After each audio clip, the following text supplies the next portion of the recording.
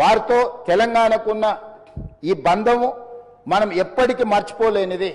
కాబట్టి ఈరోజు తమరి అనుమతితోటి ఫైనాన్షియల్ డిస్ట్రిక్ట్లో ఒక మంచి ప్లేస్లో డాక్టర్ మన్మోహన్ సింగ్ గారి విగ్రహావిష్కరణ చేసుకోవడం ద్వారా శాశ్వతంగా మనము వారి వర్ధంతులు, జయంతులు, వారి జ్ఞాపకాలు శాశ్వతంగా తెలంగాణ ప్రజల గుండెల్లో పదిలమై ఉండే విధంగా ఇంకేదైనా సలహా సూచనలు ఎవరైనా ఇచ్చినా కూడా ఒక మంచి ప్రాంతంలో మాజీ ప్రధానమంత్రి డాక్టర్ మన్మోహన్ సింగ్ గారి విగ్రహాన్ని ప్రజలందరూ గుర్తుపెట్టుకునే విధంగా, ప్రజలందరూ వారిని స్ఫూర్తి తీసుకునే విధంగా ఎక్కువగా ప్రజలు ఎక్కడైతే మమేకమవుతుంటారో, కలుస్తుంటారో ఆ ప్రాంతంలో డాక్టర్ మన్మోహన్ సింగ్ గారి విగ్రహం ఉంటే మనందరికీ స్ఫూర్తి నింపిన వాడవుతారు.